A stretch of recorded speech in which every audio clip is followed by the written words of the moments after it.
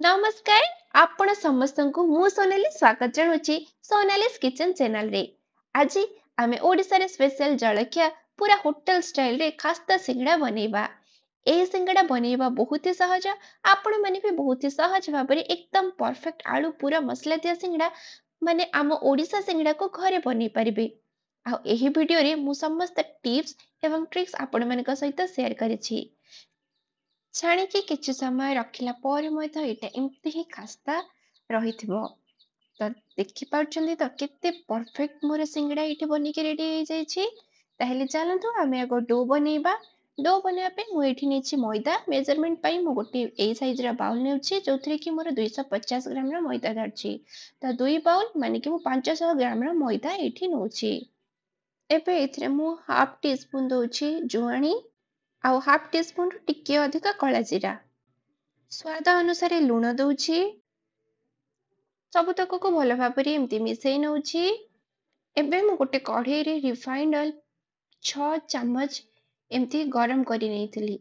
ତ ଫୁଲ୍ ଟି ସ୍ପୁନ୍ 6 ଚାମଚ ଏଠି ଗରମ ରିଫାଇଣ୍ଡ ଅଏଲ ମୁଁ ଏଥିରେ ଦଉଛି।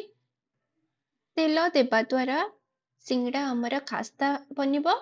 ତ ଏବେ ତେଲ ଦେଲା ପରେ ମୁଁ ଆକୁ ତେଲ ସହିତ ପୁରାପୁରି ଭଲ ଭାବରେ ମିଶେଇ ଦେବି। ଯୋଉ ପ୍ରକାରରେ ହଉ ତେଲକୁ ମଇଦାରେ ଭଲ ଭାବରେ ମିଶେଇବାର ଅଛି। ମୁଁ ଏଇଠି 2 ପାପୁଲି ସାଇଜରେ ଏମିତି ଦଳିକି ତେଲ ଭଲ ଭାବରେ ମିଶେଇବା ପାଇଁ ଚେଷ୍ଟା କରୁଛି। ତ ଆପଣ କେମିତି ଜାଣିପାରିବେ ନା ତେଲ ଭଲ ଭାବରେ ମିଶିଛି ନା ନାହିଁ ଏମିତି ମୁଠା କଲେ ପୁରା ମୁଠା ହେଇପାରିବ ଆଉ ଯେତେବେଳେ ଯଦି ଆପଣ ଚାହିଁବେ ତାହେଲେ ଭାଙ୍ଗି ପାରିବେ। ତ ଏଇଟା ହିଁ ଆମର ପରଫେକ୍ଟ ଟେକ୍ସଚର ମଇଦାର। ତ ଏବେ ଆମେ ଏଇଥିରେ ପାଣି ଦବା। ଆମେ ଯୋଉ ଡୋ ବନେଇବା ସେଇଟା ଶକ୍ତ ଡୋ ବନେଇବା। ମାନେ ଆମେ ଯୋଉ ରୁଟି ପ୍ରସ୍ତୁତ କରୁ ତାଠୁ ଆଉ ଟିକେ ଟାଣ ଡୋ ବନେଇବା। ତ ଏଇଠି ଆପଣ ପୁରା ଚକଟିବେନି ବାସ୍ ଖାଲି ଆପଣଙ୍କୁ ମିଶେଇବାର ଅଛି ପାଣି ସହିତ। ପାଣି ଆପଣ ଧ୍ୟାନ ଦେଇକି ଦେବେ ଯେମିତି ପାଣିଆ ହେଇଯିବନି। ତ ଏମିତି ମୁଁ ପାଣି ଦେଇକି ଚକଟୁଛି। ତାପରେ ଏମିତି ଏଇଠି ଦେଖନ୍ତୁ ପୁରା ଟାଇଟ୍ ଡୋଟି ଆମର ରେଡି ହେଇଯାଇଛି।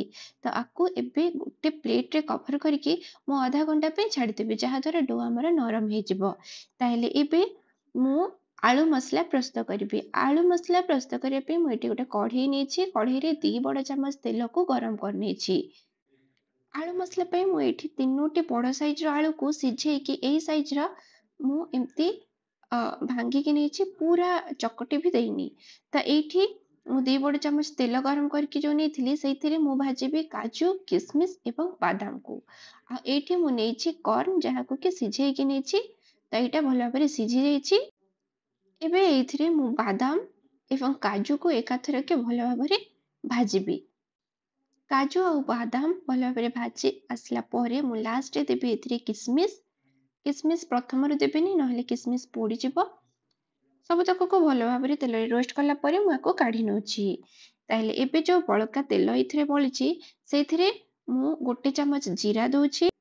ଜିରା ଫୁଟିଲା ପରେ ଏଥିରେ ଦଉଛି କିଛି ଭୃଷଙ୍ଗ ପତ୍ର, 2 ରୁ 3 ପିଞ୍ଚ ହିଙ୍ଗୁ ଦେଇଦେବି ଏଥିରେ। ଆଉ କିଛି ମୁଁ ଅଦା କୋରିକି ନେଇଥିଲି ତାକୁ ମଧ୍ୟ ମୁଁ ଏଇ ଷ୍ଟେଜରେ ଆଡ୍ କରିଦେବି। ଅଦା ଟିକେ ତେଲରେ ଭାଜି ହେଲା ପରେ ମୁଁ ଦେବି ଯୋଉ ସିଝେଇକି ରଖିଥିଲି ସୁଇଟ କର୍ନ ତାକୁ ଏଥିରେ।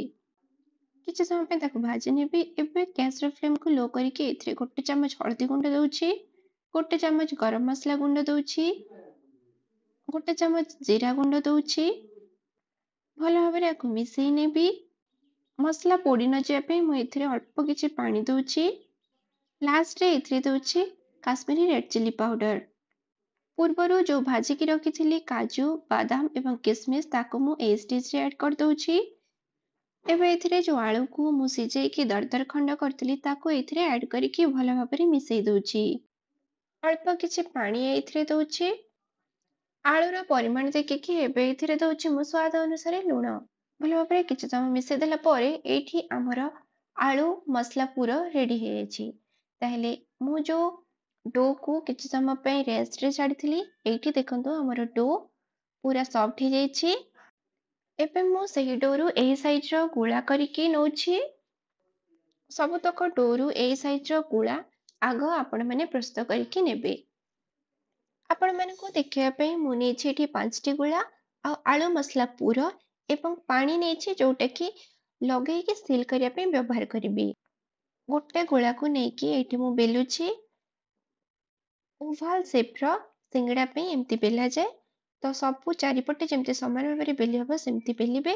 आठी देखो मझीर दी फाड़ करके काटिबे से एमती उल्टे चिन्ह देती मझी जानापी। एबे मु पूरा समान दी साइज रे काट देछि ताकू। गोटे पट को मुझे हाथ में धरिकी बनइबे सिंगड़ा।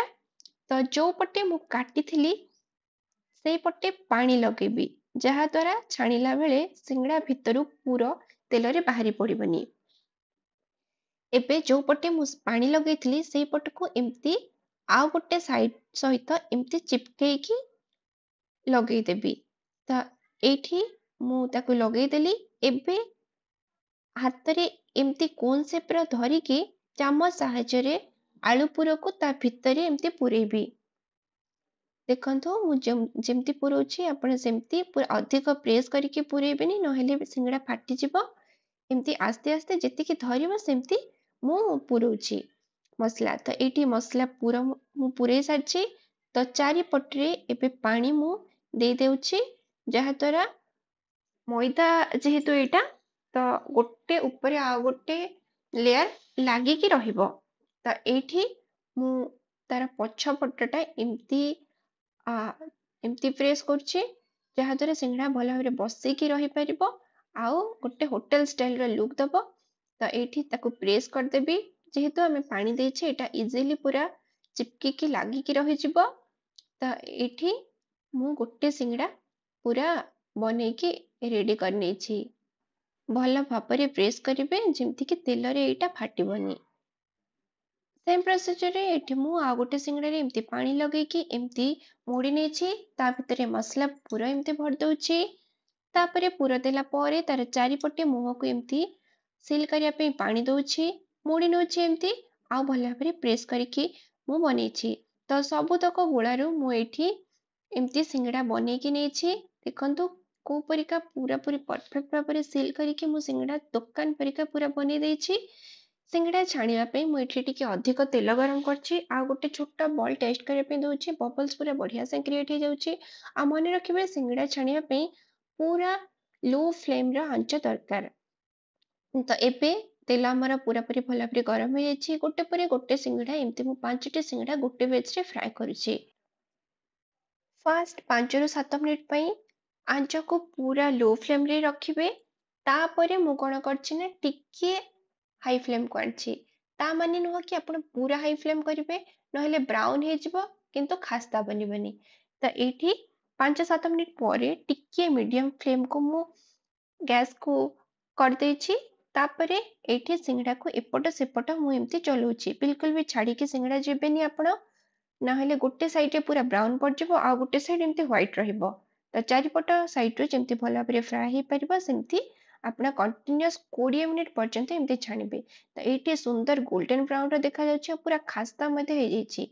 तो जेते बेले आपनकर सिंगड़ा पूरा भल भाବରେ फ्राई हे जिवो देखिबे तेल ऊपर एटा भासिबो। तो आपण जानि परिबे सिंगड़ा पूरा पूरी भल भाବରେ छाणी हे जाइछि। एबे आकु मु गोटे प्लेट रे छाणी की सब अलगा कर नेउछि। सेम प्रोसीजर रे नेक्स्ट पेज सिंगड़ा को मु मध्य एमती छाणी के बाहर कर नेछि। तो मने रखिबे फ्लेम पूरा प्रथम रो लो रहिबो तापरे टिके मीडियम फ्लेम करिवे। तो एठी हमर ओडिसा स्टाइल सिंगड़ा बनिकी रेडी हे छि। सिंगड़ा को मु एठी टमाटो सॉस सहित सर्व करछि। पूरा 100% सिंगड़ा बनिबो।